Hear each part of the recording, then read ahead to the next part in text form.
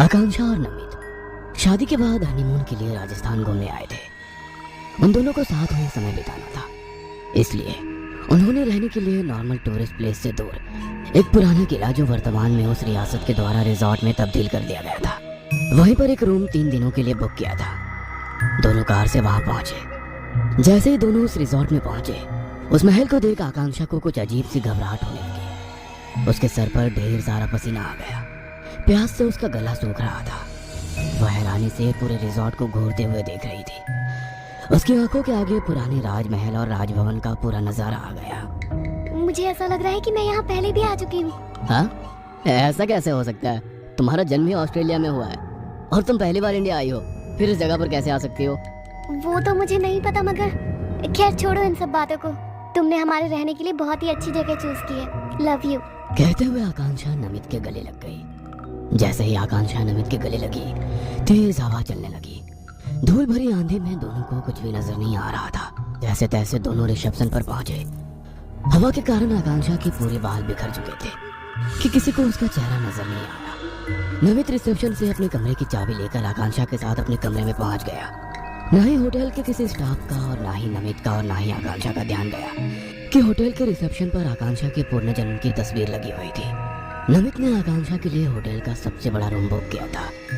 दिन भर की ट्रैवलिंग के थकान के कारण उस बड़े से आलीशान कमरे में लगे हुए पलंग पर नमित और आकांक्षा दोनों जल्दी गहरी नींद में सो गए। कमरे में पूरा अंधेरा था। तभी आकांक्षा के अस्त व्यस्त कपड़ों के ऊपर से होता हुआ एक काला सा हाथ उसके होठों तक पहुंच गया, मगर उस हाथ के खुरदुरापन के कारण उसके गाल छिल गए। वह चीख कर उठी। नमित यार, ये प्यार करने का क्या तरीका है? मेरे गाल देखो, दर्द के कारण जलन कर रहे हैं। आकांक्षा की बात सुनकर नमित ने पास का टेबल लैंप जलाया और बोला, ये क्या बोल रही हो तुम? क्या हुआ? मैं तो सो रहा हूँ। आकांक्षा हैरान थी, क्योंकि ये तो उसे भी समझ में आ गया था कि वो हाथ नमित का नहीं था। इसका मतलब कमरे में कोई और भी है। उसने तुरंत कमरे की सारी लाइट जलाई और पलंग के आसपास और नीचे चेक करने लगी, मगर कहीं भी कोई नजर नहीं आ रहा था। पूरे कमरे में हल्का हल्का सा धुआं हो रहा था और जलने की गंध आ रही थी। कमरे का तापमान भी बहुत कम था। आकांक्षा ठंड से कांपने लगी। आकांक्षा, शायद तुमने कोई बुरा सपना देखा होगा, सो जाओ। ज्यादा थकान के कारण कभी कभी इल्यूजन होता है। That was not my illusion. देखो, मेरे गालों पर उंगली के निशान साफ नजर आ रहे हैं। कहते हुए आकांक्षा ने अपना चेहरा आगे किया तो सच में उसके चेहरे पर उंगलियों के निशान थे। और ये बदबू, कितनी तेज किसी चीज के जलने की बास आ रही है। अभी के अभी हाउसकीपिंग को बुलाओ। आकांक्षा, रात बहुत हो चुकी है। इस समय तो शायद रिसेप्शन पर कोई मौजूद नहीं होगा, क्योंकि यह होटल शहर में नहीं बल्कि जंगल में है। जैसे तैसे रात निकाल लो। सुबह सबसे पहले होटल स्टाफ से बात करूंगा। दोनों की बातें पर्दे के पीछे कोई खड़ा सुन रहा था। उसके शरीर पर बड़े बड़े छाले थे, मानो उसका शरीर किसी चीज से जल गया हो।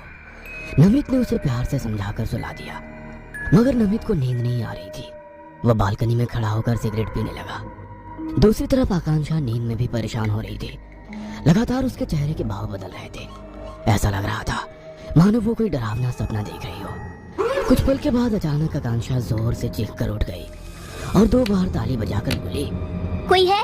यहाँ पर हमारा प्यास से गला सूख रहा है। गुस्ताख कामचोर लोग हमारी सुराही में पानी भरना ही भूल गए। आकांक्षा की आवाज सुनकर नमित भागते हुए उसके पास आ पहुंचा। आकांक्षा के हाव भाव पूरी तरह से बदले हुए थे। उसकी आंखें सुर्ख लाल और हाथ पैर सफेद हो गए थे। डरते हुए नमित ने जैसे ही आकांक्षा को छूने की कोशिश की, आकांक्षा ने उसे तेज धक्का दे दिया। राजकुमार आदेश, तुम्हारी हिम्मत कैसे हुई हमारे कमरे में दाखिल होने की? हमारी दासियां कहाँ हैं? यहाँ पर कोई भी नजर क्यों नहीं आ रही है? आकांक्षा की बातें सुनकर नमित हैरान था। उसे समझ नहीं आ रहा था कि ये सब क्या हो रहा है। आकांक्षा, क्या हुआ है? इस तरह क्यों रिएक्ट कर रही हो? कहते हुए उसने आकांक्षा के कंधे पर हाथ रखा तो आकांक्षा गुस्से में चीख पड़ी। बार बार गुस्ताखी! कौन है ये आकांक्षा? राजकुमारी पत्र लेखा से इस तरह की बात करने की तुम्हारी हिम्मत कैसे हुई? अभी के अभी हमारे कमरे से बाहर निकल जाओ, वरना तुम्हें सजाए मौत मिलेगी। कहते हुए आकांक्षा बेहोश हो गई। नमित उसे उठाकर पलंग पर सुला देता है। तभी उसे महसूस होता है कि इस कमरे में उन दोनों के अलावा कोई और भी है। मैं और आकांक्षा तो यहाँ पर एक दूसरे के साथ यादगार समय बिताने के लिए आए थे, मगर जब से यहाँ आया हूँ कुछ न कुछ अजीब हो रहा है। कल ही यहाँ से आकांक्षा को लेकर चला जाऊंगा। अगली सुबह जब आकांक्षा उठी तो वो पहले की तरह नॉर्मल ही थी। उसने हैरानी से नमित की तरफ देखा। वो उठी तब तक नमित ने रिपैकिंग कर ली थी। ये सब क्या है नमित? हम तो यहाँ पर कुछ दिन रुकने वाले थे। और तुमने तो अभी से ही पैकिंग कर ली। मुझे यहाँ पर कुछ अच्छा नहीं लग रहा है, हम लोग किसी और रिजॉर्ट में रुकेंगे। कल रात की बात को इतना सीरियस ले रहे हो सकता है मैंने कोई सपना देखा हो। भूल जाओ सारी बात को। ये रिजॉर्ट कितना खूबसूरत है। कहते हुए उसने अपने रूम के खिड़की के कर्टेन हटा दिए। सामने स्विमिंग पूल नजर आ रहा था। उसी पूल के पास एक आदमी खड़ा था जिसका शरीर पूरी तरह से जला हुआ था। वह आकांक्षा के कमरे की खिड़की की ओर ही देख रहा था। उसकी भयानक शक्ल देख आकांक्षा की चीख निकल गई। आकांक्षा की चीख सुनकर जैसे ही नमित खिड़की के पास पहुंचा, वहां पर कोई नहीं था। नमित ने आकांक्षा का हाथ पकड़ा और अपना लगेज लेकर उस रूम से बाहर निकलने लगा। जैसे ही आकांक्षा उस रूम से बाहर निकलने लगी, उस कमरे के भीतर तेज हवाएं चलने लगी और दरवाजा अपने आप बंद हो गया। कमरे का तापमान बहुत गिर चुका था। आकांक्षा ठंड से कांप रही थी। तभी उसे अपने सामने वही साया नजर आ रहा था जो कुछ देर पहले खिड़की से नजर आ रहा था। कौन हो तुम? राजकुमारी पत्रलेखा, मैं तुम्हारा अर्जुन हूँ। हमने तो साथ में जीने मरने की कसमें खाई थी, फिर तुम मुझे यहाँ अकेला छोड़कर क्यों चली गई? आज मैं तुम्हें अपने साथ ले जाकर रहूंगा। कौन पत्रलेखा? कौन अर्जुन? तुम्हें कोई गलतफहमी हुई होगी। ये मेरी आकांक्षा है जिसका इतने बरसों से इंतजार कर रहा था। उसे पहचानने में कैसी गलतफहमी? मेरे लिए ही इसका पुनर्जन्म हुआ है। और राजकुमारी पत्रलेखा, राजकुमार आदेश, पिछले जन्म में तुमने राजकुमारी पत्रलेखा को पाने के लिए मुझे धोखा दिया था, मगर अब तुम हम दोनों के बीच नहीं आ सकते।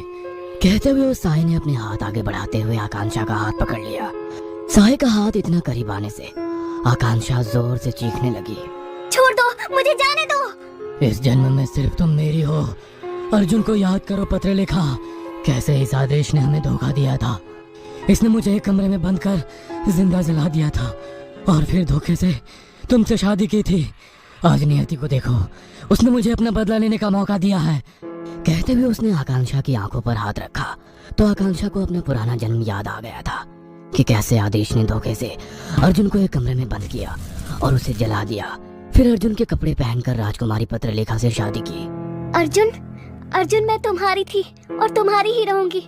मुझे अपने साथ ले चलो।